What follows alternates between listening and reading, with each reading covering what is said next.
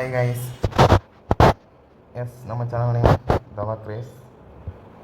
ஆக்சுவலாக 90 days சேலஞ்சில் ஒரு சின்ன சேஞ்ச். பிகாஸ் நம்மளோட அக்கௌண்ட் வந்து நான் ப்ரீச் பண்ணிட்டேன். அதாவது என்னோடய டே 8ல் அக்கௌண்ட் வந்து ப்ரீச் பண்ணிட்டேன். அது வந்து என்னால் அப்லோட் பண்ண முடியல ஸோ நான் அதனால் ஒரு 2 days வீடியோஸ் எதுவும் போட முடியல. கொஞ்சம் ஒர்க்கும் கொஞ்சம் அதிகமாக இருந்துச்சு. ஸோ ஓகே கைஸ், டுடேலேருந்து நெக்ஸ்ட்டு ஒரு அக்கௌண்ட்டை நான் ஓப்பன் பண்ணியிருக்கேன். அதை பற்றி இன்றைக்கி நான் உங்களுக்கு கொஞ்சம் டீட்டெயிலாக சொல்கிறேன். கைஸ், ப்ரீச் பண்ண அக்கௌண்ட்டை ஃபஸ்ட்டு பார்த்துருவோம். சாரி, இது ஆல்ரெடி இருக்கிற அக்கௌண்ட்டு. ஓகே, உங்களோட அந்த ஆப்ஷன்ஸ் அக்கௌண்ட்ஸ் லாஸ்ட்டாக நம்ம எடுத்திருந்த அக்கௌண்ட்டு 6K. ஆக்சுவலாக என்ன ஆகிடுச்சுன்னா, நம்ம இந்த அக்கௌண்ட்டை ப்ரீச் பண்ணிட்டோம். அதாவது டெய்லி லாஸ் ஹிட் பண்ணனால நம்ம இந்த அக்கௌண்ட்டை ஃபெயில் பண்ணிட்டோம், பாஸ் ஆகலை.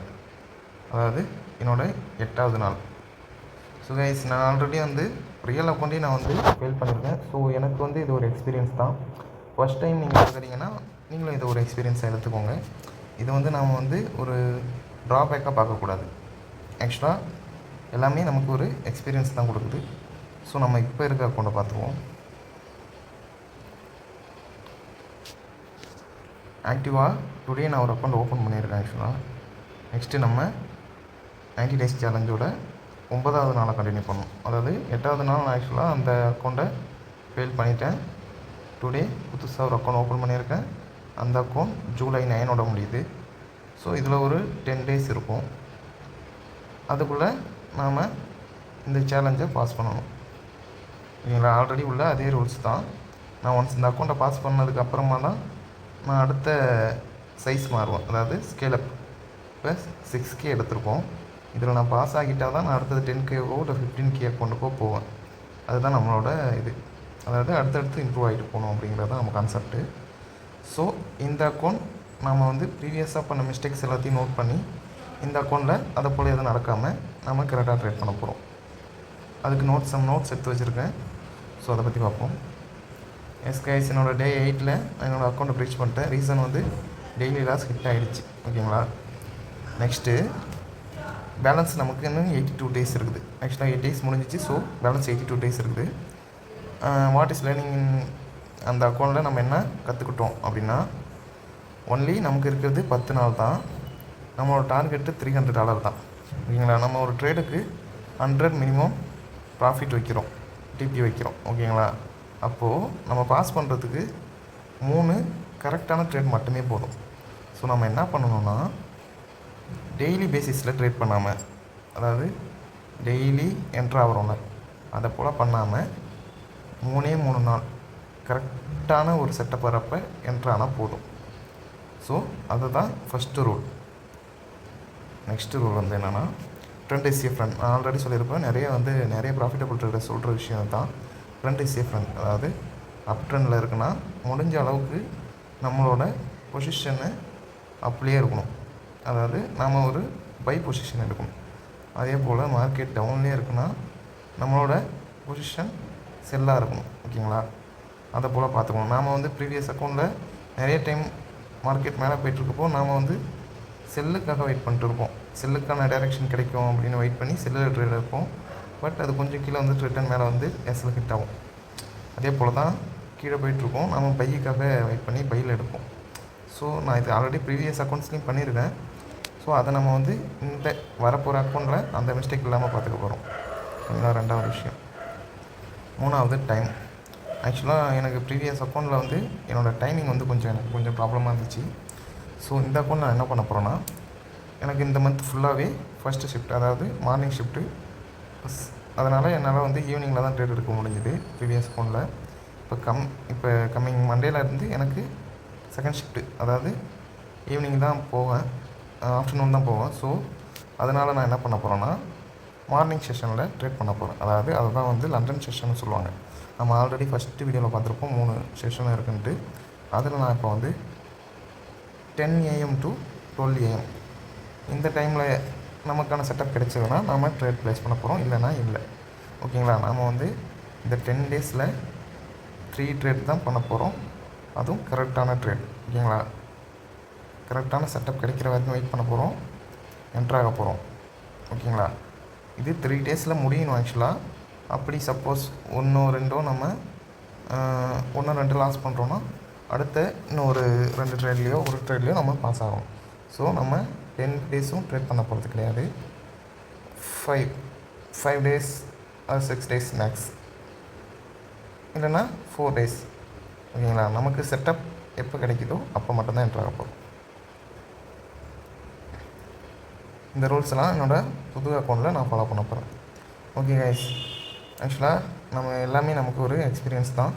ஸோ கம்மிங் அக்கௌண்ட்டில் நம்ம எப்படி பாஸ் ஆக போகிறோம் அப்படிங்கிறத பற்றி பார்ப்போம். ஸோ டுடே வந்து 90 டேஸ் சேலஞ்சோட 9வது நாள். ஆக்சுவலாக நான் சம் ட்ரேட்ஸ்லாம் வந்து இன்றைக்கி நான் ப்ளேஸ் பண்ணலான்னு ட்ரை பண்ணியிருக்கேன். அதை வந்து உங்களுக்கு நான் வந்து இதோட அட்டாச் பண்ணி போடுறேன். ஆக்சுவலாக நான் இன்றைக்கி ட்ரேட் எடுக்கலை, ஏன்னா மார்க்கெட்டோட மூமெண்ட் ஃபுல்லாகவே மார்க்கெட் மேலே போய் இருக்க எல்லாரையும் காலி பண்ணிட்டு திரும்ப கீழே வருது, திரும்ப எல்லாரையும் காலி பண்ணிட்டு திரும்ப மேலே போகுது, திரும்ப எல்லாரையும் காலி பண்ணிட்டு கீழே வருது. ஆக்சுவலாக இது வந்து கன்சல்டேஷன் மூவில் தான் இருக்குது. ஸோ நான் இப்போ வரைக்கும் இந்த ட்ரேடிங் எடுக்கலை. நான் அதை வந்து இது கூட அட்டாச் பண்ணி போடுறேன். ஒரு 15 மினிட்ஸில் கவர் பண்ணிக்கலாம். ஓகே கைஸ், பார்ப்போம். இப்படி ட்ரேடில் நான் எந்தெந்த பொசிஷன்லாம் சூஸ் பண்ணியிருந்தேன், அது எப்படி போயிருக்கு அப்படின்ட்டு பார்ப்போம். எஸ், இன்றைக்கி வந்து என்ன பண்ணியிருந்தேன்னா ஆக்சுவலாக மார்க்கெட் அப் ட்ரெண்டில் இருக்குது.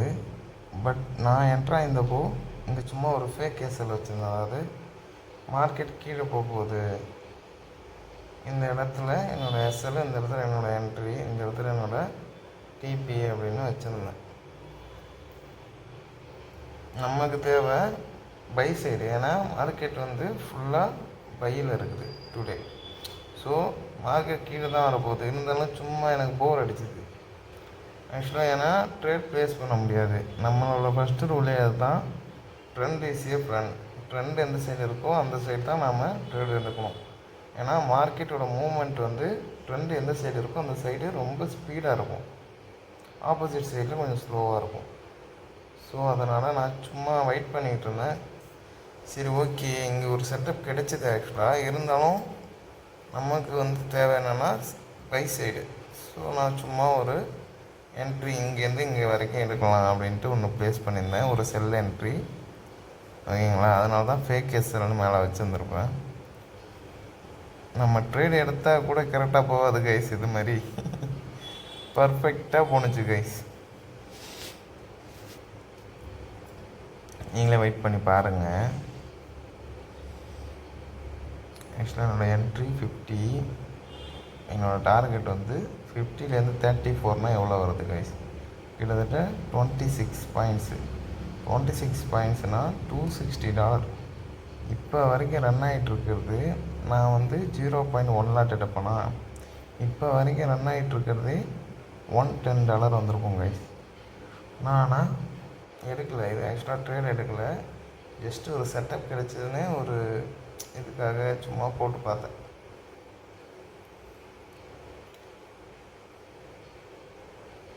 சிரிப்பு தான் கைஸ் வருது.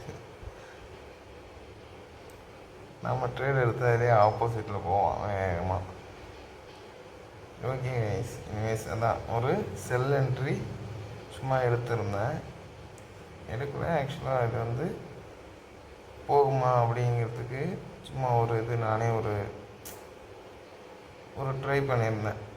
இந்த மாதிரி இது வர போகிறதுக்கு சான்சஸ் இருக்குன்ட்டு. ஆக்சுவலாக ப்ரொடிக்ஷன் கரெக்டாக இருந்துச்சு. இது வந்து ஒரு 6:15 அந்த டைம் கிட்டத்தட்ட இந்த மாதிரி போயிட்டு இருந்தது. அடுத்தது அடுத்தது மார்க்கெட் கீழே வந்தது, திரும்ப ரிட்டர்ன் மேலே போயிடுச்சு. ஓகேங்களா? நாம் வந்து நம்மளோட இது எங்கே வச்சுருந்தோம், 38ல் வச்சுருந்தோமா, நான் மார்க்கெட் 34ல் வச்சுருந்தோமா. ஓகே, 35 வரை வந்துட்டு ரிட்டர்ன் வந்துடுது. ஸோ நம்ம என்ட்ரு ஆயிருந்தால் $250 வந்து புக் பண்ணியிருப்போம். ஓகே, நெக்ஸ்ட்டு மார்க்கெட்டு ஃபுல்லாக மேலே போயிடுச்சு. ஓகேங்களா?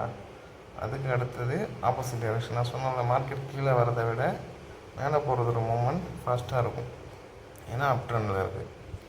ஸோ நம்ம இன்றைக்கி பை சைடு எடுக்க போகிறோம் அப்படிங்கிறதுக்காக நான் இங்கே கீழே ஒரு என்ட்ரி ஸ்டோன் ஆல்ரெடி ஒரு என்ட்ரி ஸ்டோன் போட்டு வச்சுருந்தேன். இது வர மார்க்கெட் வந்தால் நான் வந்து பை எடுப்பேன் அப்படின்ட்டு. அது வர வரல மார்க்கெட்டு. ஆனால் பட்டு இன்னொரு செட்டப் நமக்கு கிடச்சிது.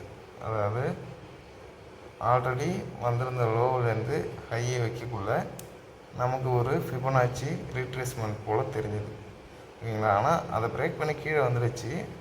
ஆனால் நான் என்ன நினச்சேன், ரிட்டன் மார்க்கெட்டு இப்போ ஆல்ரெடி ஒரு பிரேக் அவுட் ஆகிருக்குல்ல, ஆல்ரெடி ஒரு ரிஜெக்ஷன் கொடுத்துருக்குல்ல, இதே இடத்துக்கு மார்க்கெட்டு திரும்ப வந்துச்சுன்னா நாம் பை எடுக்கலாம் அப்படின்னு பார்த்தேன். இருந்தாலும் நமக்கு கன்ஃபர்மேஷன் இந்த என்ட்ரி சோனு அங்கே வந்துச்சுன்னா தான் நான் எடுக்கலான்ட்டு இருந்தேன். பட் இன்னொரு தடவை கீழே வந்துச்சுன்னா எடுக்கலான்னு இருந்தேன் ஆக்சுவலாக. ஆனால் என்ன ஆகிடுச்சுன்னா மார்க்கெட் ரொம்ப வேகமாக கீழே வந்துச்சு கைஸ். ரொம்பவே ஸ்பீடாக கீழே வந்துடுச்சு. எனக்கு வந்து கொஞ்சம் பேனிக் ஆகிடுச்சு. ஸோ வேணாம், ரிஸ்க் எடுக்க வேணாம் அப்படின்ட்டு பாருங்கள். இப்போது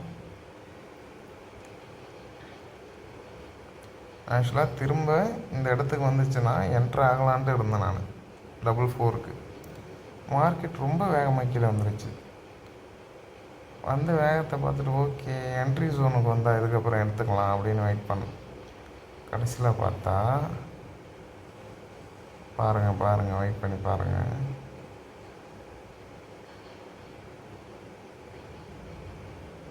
என்ட்ரி 44 வச்சுருக்கேன்னா கடைசி வரைக்கும் நான் வச்சுருக்க எஸ்எல்லை வந்து பிரேக் பண்ணவே இல்லை கைஸ். இவ்வளோ வேகமாக கீழே வந்தால் யார் கைஸ் என்ட்ரு ஆவா, நீங்களே சொல்லுங்கள். ஆனால் இது ஒரு ரிஜெக்ஷன் கேண்டில். இவ்வளோ ஸ்பீடாக கீழே வந்ததும் நான் பேனிக் ஆகிட்டேன். ஸோ மார்க்கெட் இன்னும் கீழே போகுதுன்னு நான் என்ட்ரு ப்ளேஸ் பண்ணேன். நெக்ஸ்ட்டு பாருங்கள் மூமெண்ட். அப்போது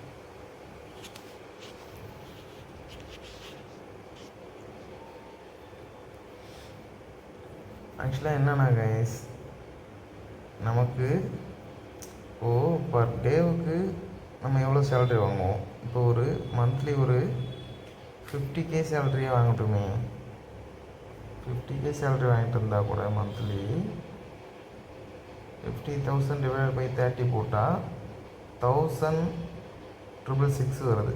அதாவது 1,600 வச்சுக்கிங்க ஒரு நாளைக்கு, ஓகேவா. ஒரு நாளைக்கு கஷ்டப்பட்டு 1,600 சம்பாதிக்கிறோம். பட்டு $100 95 போட்டு 9,500. ஸோ நம்ம வந்து ரொம்ப ஈஸியாக செய்ய வேண்டிய விஷயந்தான்.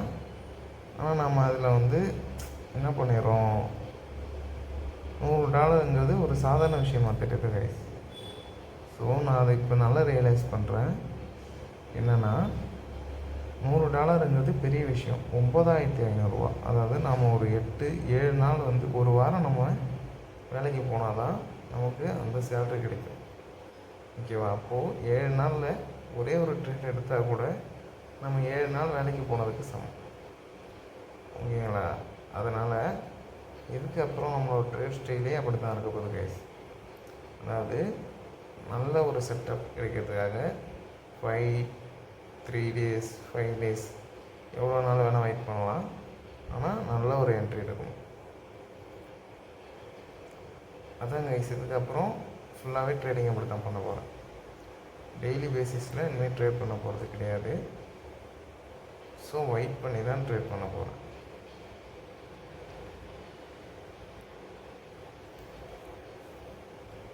ஆக்சுவலாக அது என்னோடய 2வது ட்ரேடு.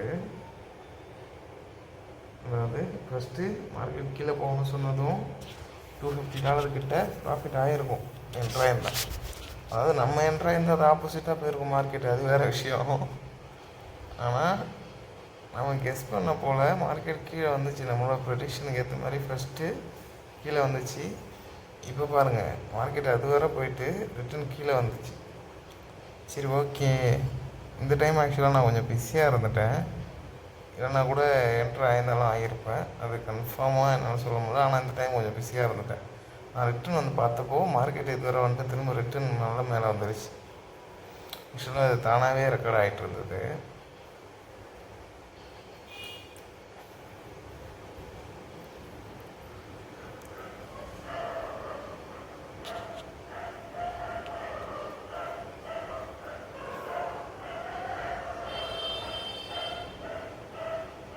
நம்ம ரெக்கார்ட் பண்ண உள்ள அந்த நாய் குலைக்கும், ஹார்ன் அடிப்பாங்க.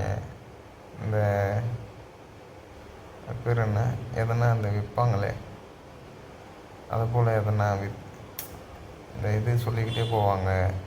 இந்த மாதிரி எதனா நான் ரெக்கார்ட் பண்ணக்குள்ள தான் நடக்கும். மற்ற நேரம் பார்த்தா சைலண்டாக இருக்கும்.